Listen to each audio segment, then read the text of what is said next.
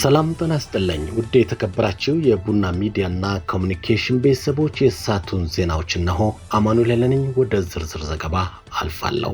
መንግስት ጠንካራና የበለጸገች ሀገር ለመገንባት እየሰራ መሆኑን የደቡብ ምዕራብ ኢትዮጵያ ክልል መንግስት ኮሙኒኬሽን ጉዳዮች ቢሮ ገለጸ።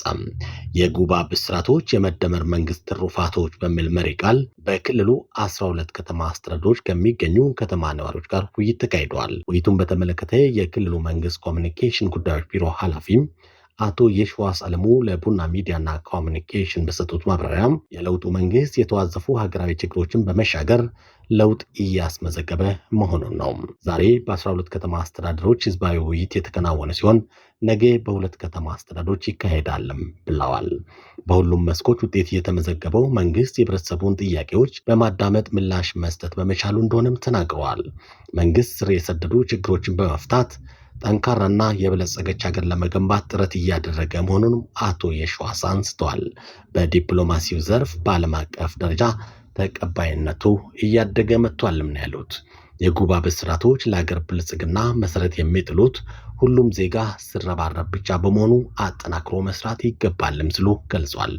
እንደ ክልል ሰፋፊ የልማት የመልካም አስተዳደር ጥያቄዎችን የመመለስ ስራ በትኩረት የተሰራ መሆኑን ጠቁሞ አሁንም የሚቀሩት ብዙ ነገሮች ስላሉ መስማትና ምላሽ መስጠት ከህብረተሰቡ ጋር በመወያየት አስፈላጊ ምላሽ መስጠት ይገባልም ብለዋል።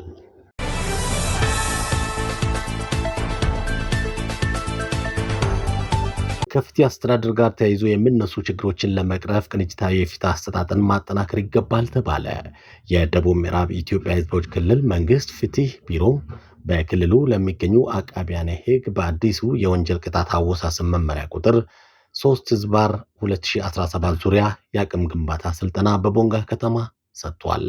በስልጠናው ላይ የክልሉ ፍትህ ቢሮ ኃላፊ ወይዘሮ ቤተልሔም ዳንኤል የፍትህ ስርዓቱን ለማሻሻልና ለማዘመን በየወቅቱ የሚወጡ ማሻሻያዎችን በተገቢው አቅም መተግበር ያስፈልጋልም ብሏል። ስልጠናው በዋናነት በአዲሱ የወንጀል ቅጣት አወሳሰን መመሪያ ቁጥር 3/2017 በወንጀል ስነ ስርዓት ማሻሻያና የአቃቢ ህግ ስነ ስርዓት ደንብ ላይ ያተኮረ እንደሆነም ተገልጿል። በህዝብና በሀገር ጥቅም ላይ ጉዳት ሊያደርሱ የሚችሉ ወንጀሎችን ለመቅረፍ በልዩ ትኩረት መስራት እንደሚገባም ጠቁሞም ቢሮ የአቃቢ ህጎችን ግንዛቤ ለማሳደግ ከተለያዩ ከፍተኛ የትምህርት ተቋማት ጋር ውል ገብቶ እየሰራ ይገኛልም ብለዋል። ስልጠናው ከከፋ ዞን ከሁሉም መዋቅሮች የተውጣጡ አቃቢ ህጎች የተሳተፉ ሲሆን በተመሳሳይ በክልሉ ባሉት 6 ዞኖች ለሚገኙ አቃቢ ህጎች እየተሰጠ እንደሆነም ተገልጿል።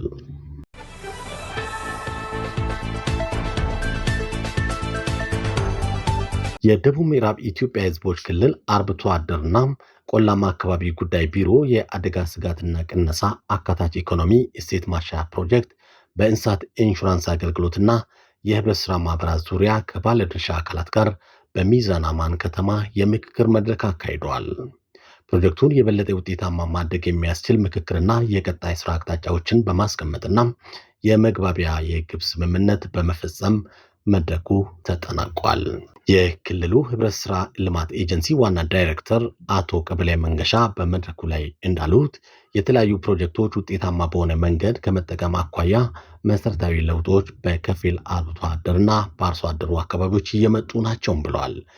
በፕሮግራምና በፕሮጀክት የሚደራጁ ማህበራት በአካባቢው ላይ የሚከሰተውን ድርቅና የተፈጥሮ አደጋዎችን ለመከላከል ወሳኝ ሚና መኖሩን ጠቁሞ አርብቶ አደሩ በህብረት ስራ ማህበራት አደረጃጀት ታቅፈው ተጠቃሚ እንዲሆኑ ከመደበኛ ስራዎች ጋር አቀናጅቶ መስራት ያስፈልጋልም ብለዋል። የክልሉ አርብቶ አደርና ቆላማ አካባቢ ጉዳይ ቢሮ የአርብቶ አደር ልማት ዘርፍ ኃላፊ ዶክተር ታጠቅ ብርሃኑ መንግስት ለአርብቶ አደሩ ማህበረሰብ በተገቢው ጥቅም ላይ እንዲውል የተቀረጹ ፕሮጀክቶች ውጤታማ ለማድረግ ቢሮ የተለያዩ ባለድርሻ አካላትን በማቀናጀት እየሰራ ይገኛል ብለዋል።